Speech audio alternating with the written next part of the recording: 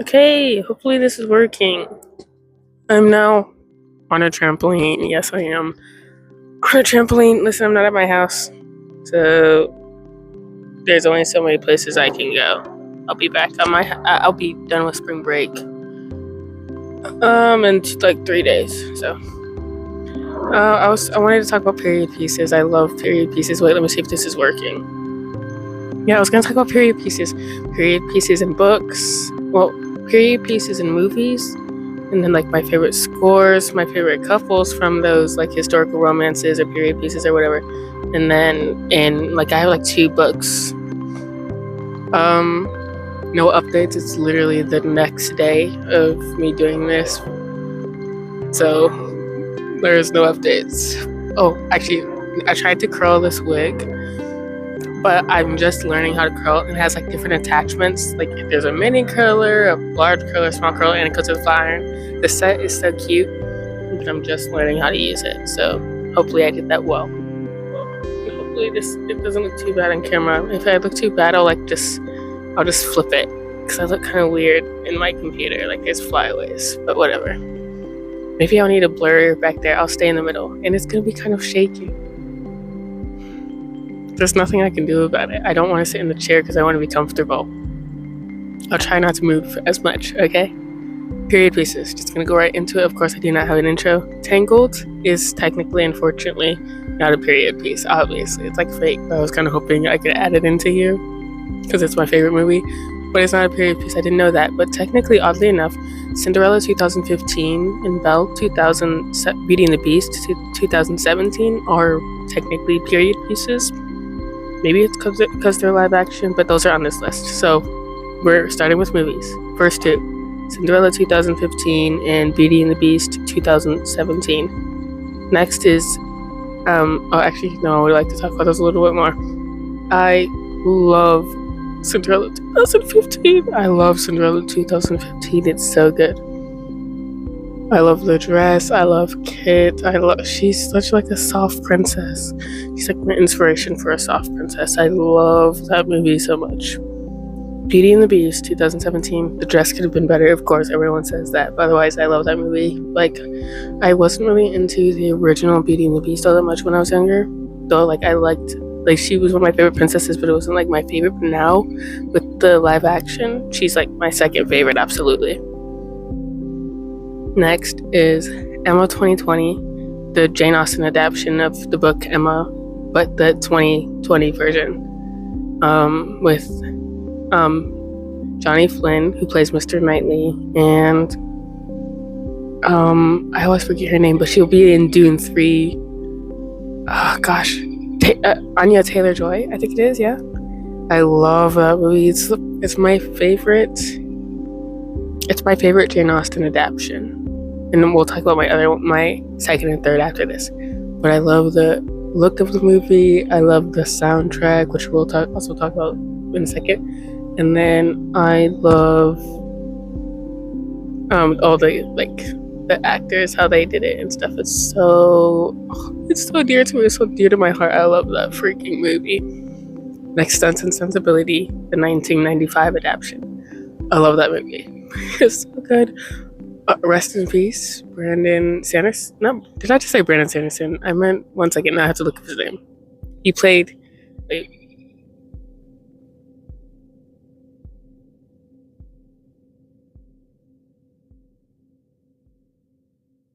Oh, Alan Rickman.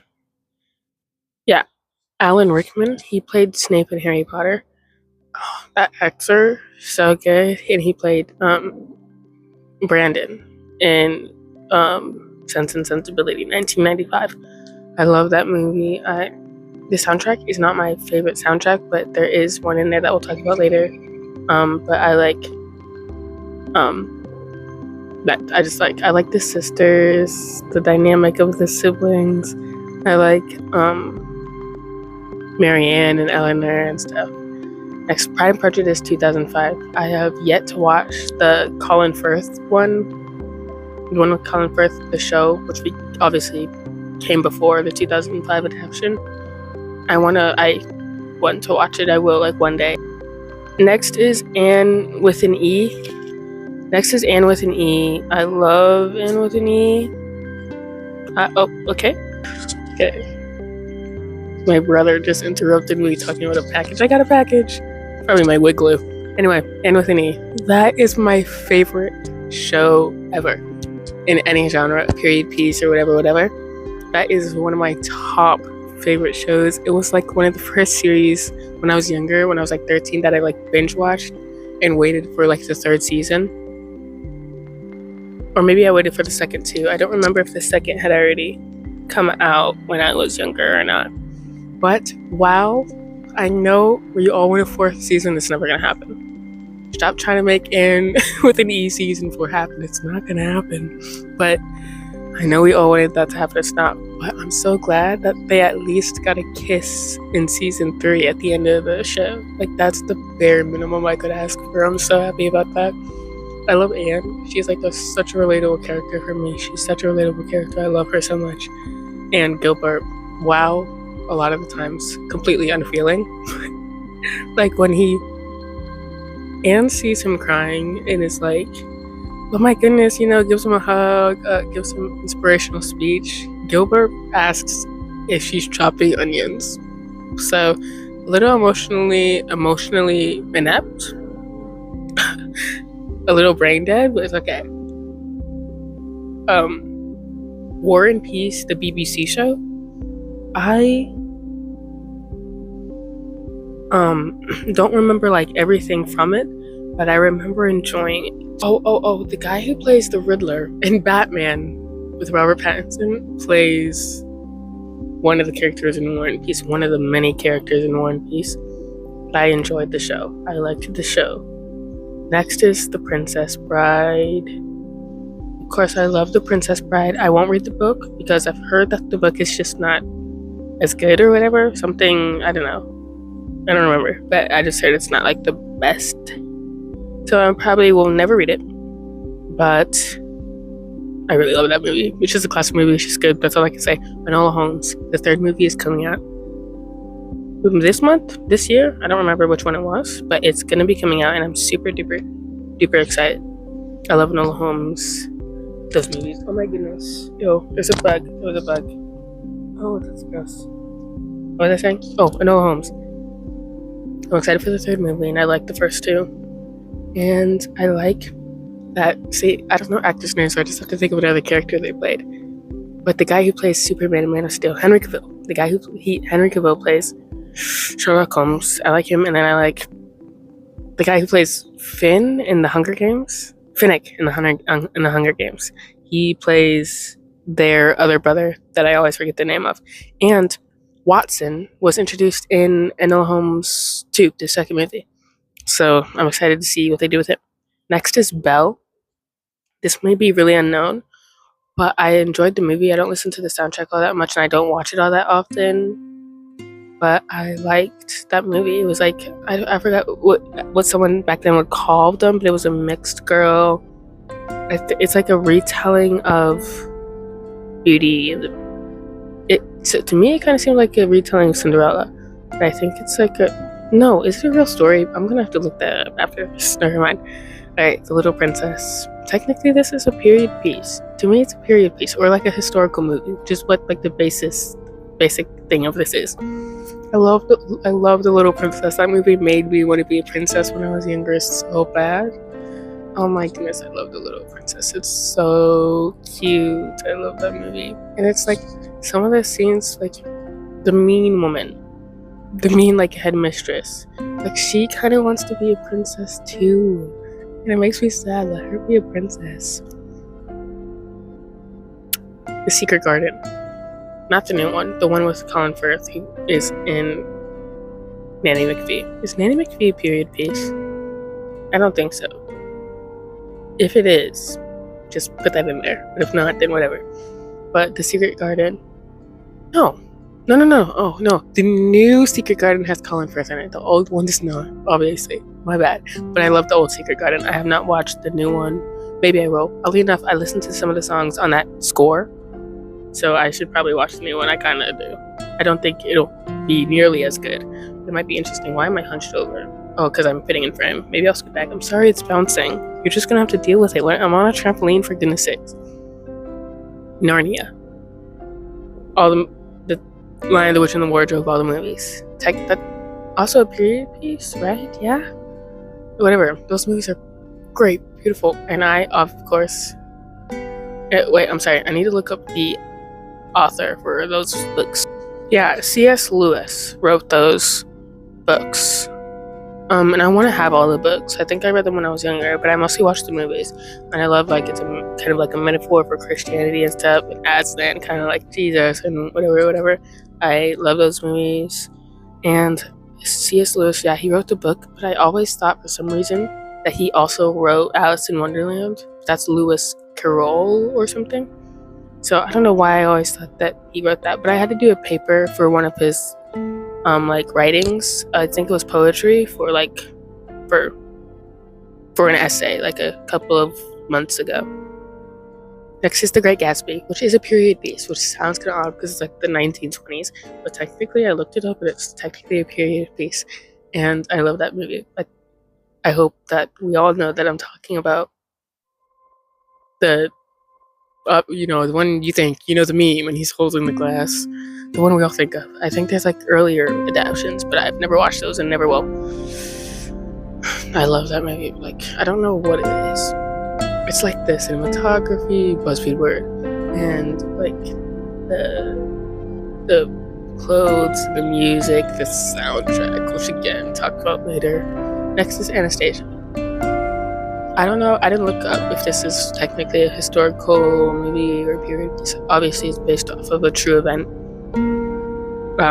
So I just put it in here. But I love that movie, and I love the songs from it. And I listened to some of the ones from the Broadway musical. Maybe it wasn't Broadway, but it was a musical, like for theater. So is this okay? I hope it is. I hope I look okay.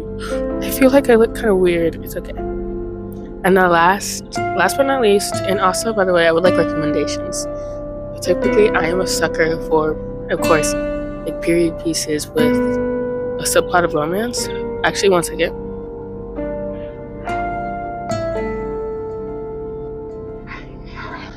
Yeah.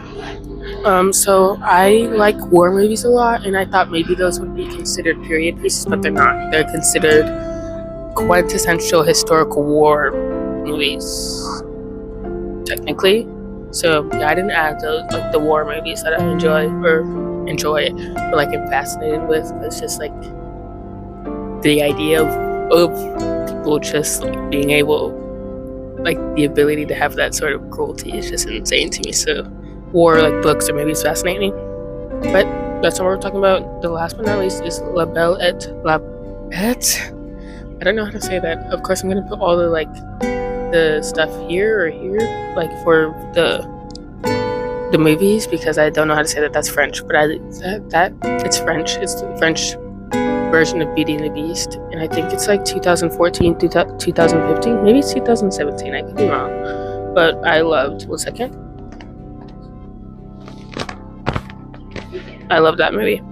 The clothes are so not cute, well done, and like beautiful and stuff. And the Beast looks like a theater costume, and I like that. That's weird. I don't know if it was like fully CGI or fully a suit. It looks like a suit, but it was really cool. Next, this is something a little different. I'm not gonna do favorite characters. I'm gonna do favorite couples.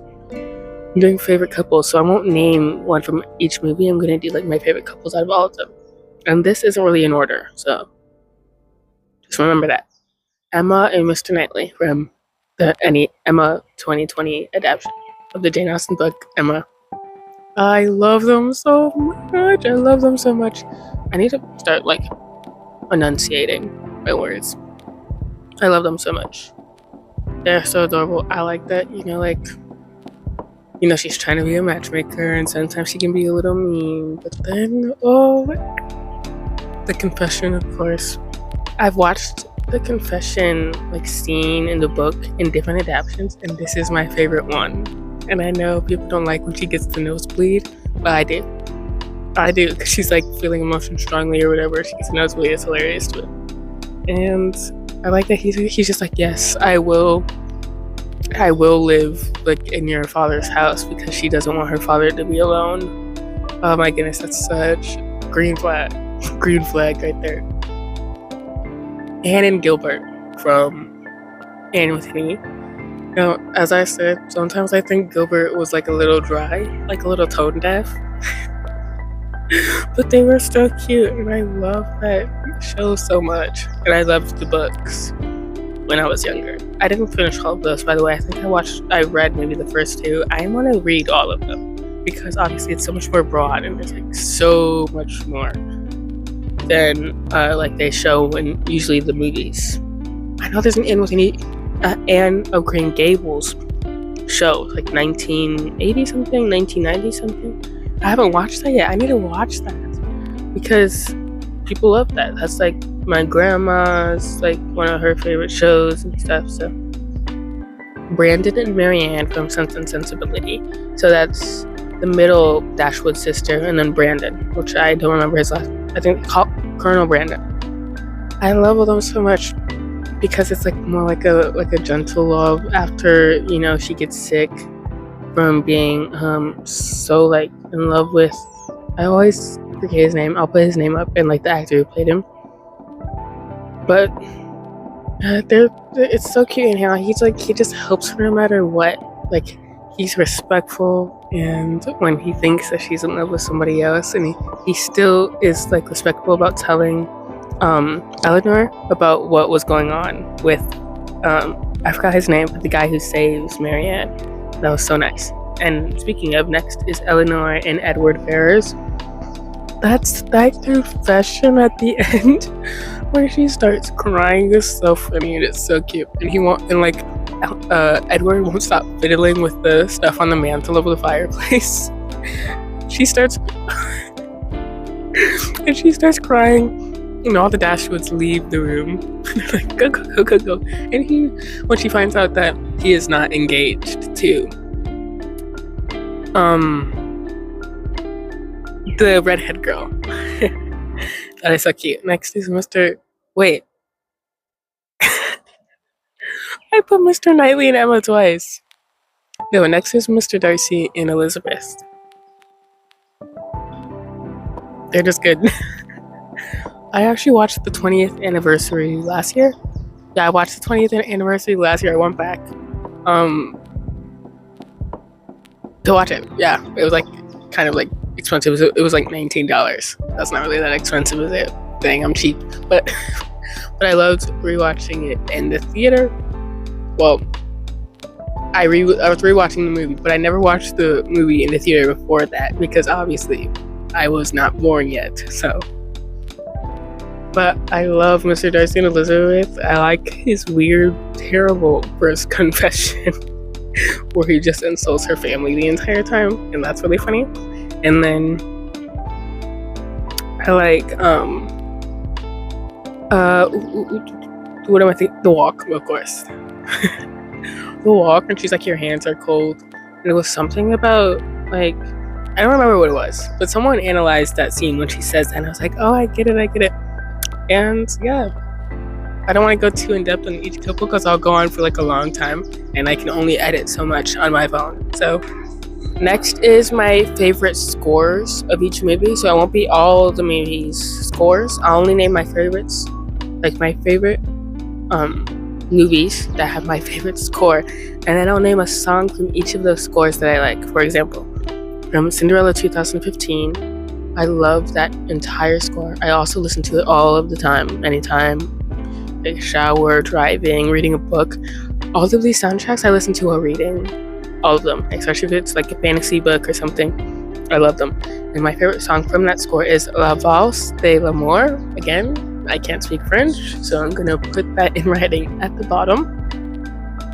But I love that score.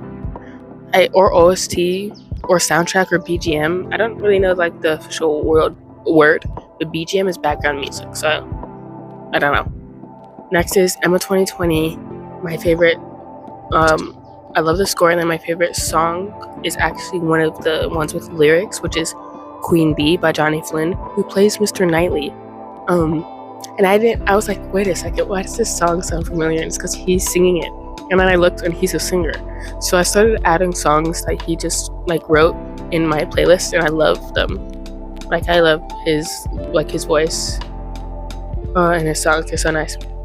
The War and Peace BBC show, Give Thanks and Natasha, those are my two favorites. I listen to them also all the time. All of these I do.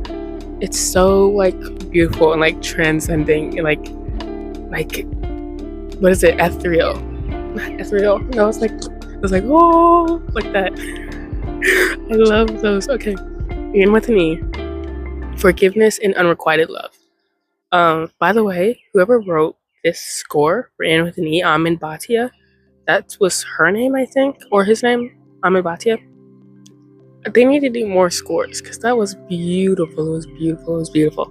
And my favorite, I think, did I just say it? My favorites are Forgiveness and Unrequited Love. Second to last, Pride and Prejudice, whole soundtrack, beautiful, amazing, wonderful. Oh no, this is not second to last. Oh, this is a long list. My bad. Pride and Prejudice. My favorite one from there is Liz on Top of the World. I love Liz on Top of the World, and also Your Hands Are Cold. I like that one too. Well, I like all of them, but Liz on Top of the World is my favorite. We're not going to talk about every single one. Next, A Little Princess, The Attic. Patrick Doyle, by the way, who writes so many good, this freaking wig, who writes so many good scores. He needs to do every period piece movie or every princess historical movie because he does such a good job. He like does amazing. He's like the best. Am I sitting correctly? Hopefully I am. Sense and Sensibility. My favorite song from that score is There Is Nothing Lost. Sense and Sensibility, Patrick Doyle also did that movie. Again, beautiful. And he did Cinderella 2015. It's so good. Okay. The next is from a movie I have not yet watched. I haven't watched it yet. She played Daisy in The Great Gatsby. It's Far From the Madding Crowd. I need to watch that. I know it's kind of like, I think some people said it was frustrating and she won't give in to like marry him or something, and he offers like a sheep to marry her. I need to watch that movie. I just don't, some of these, I don't have like platforms to watch it on, so I need to rent it. But my favorite, oddly enough, I've listened to the whole soundtrack and I love the soundtrack. My favorite was Hollow in the Ferns. I love that song. The Great Gatsby soundtrack. The entire thing is beautiful. Now, I have a hot opinion. What do people say? Hot topic? No. Like a unpopular take. Hot take? I have a hot take. That took me a really long time to get there. I have a hot take. I don't like any of those rap songs in that movie. I only listen to the instrumental instrumental score, and then any songs by like Lana Del Rey in there, which was Young and Beautiful, one of my favorite songs, which came from that movie. Also, did the movie come before that song, or the song come from the movie? Because I forgot and I can't remember. I don't know which came first. If it came from the movie, beautiful, amazing. If it came before, beautiful, amazing. So, whatever. But I don't like the rap songs from that movie. Of course, we all did The Great Gatsby junior year. That's why I fell in love with The Great Gatsby. Everyone fell in love with The Great Gatsby then. But, but when the rap songs came on while we were watching the movie, I was like, oh, what the heck? It took me out of the movie. I was like, what is going on? But I know so many people love that about the movie, so it's a hot take. But my favorite songs from that score are, of course, Young and Beautiful, and then Hotel Sayre, Sayre. It's so beautiful, and it has like a snippet of Young and Beautiful in there, and then 2 Minutes to 4 and Reunited. Those are my two faves. When Gatsby and Daisy are reunited, the score that plays, it's beautiful. Again, I listen to it all the time. Next, Narnia, The Wardrobe. The Wardrobe is my favorite song from that score. Next, Vanity Fair. Again, I don't know if I said this already. I don't think I did. Vanity Fair isn't on the list because I wrote down in my notes that I only liked the last episode, and of course I don't remember watching the whole show, and I only remember the last episode. So I guess for Vanity Fair, I just only liked that last episode. But my favorite song from that soundtrack is Dobbin and Amelia. By the way, there's a sound coming from over there. Dobbin is played by Johnny Flynn, who was from Emma 2020 and played Mr. Knightley. So now, the last but not least, Beauty and the Beast 2017 soundtrack. The entire thing, the whole thing. I listen to it all literally, maybe every week. I love that soundtrack. Yes, I do. Alright, we're getting to the end. We're at the end now. I just have a few. I have 2 book recommendations. Obviously, the obvious book recommendations are the Jane Austen books. Obviously. But I literally just listed all the movies. I need to reread Pride and Prejudice because I don't remember. I've read it already, but I don't remember it. And obviously, there's going to be stuff in the book that isn't in the movie.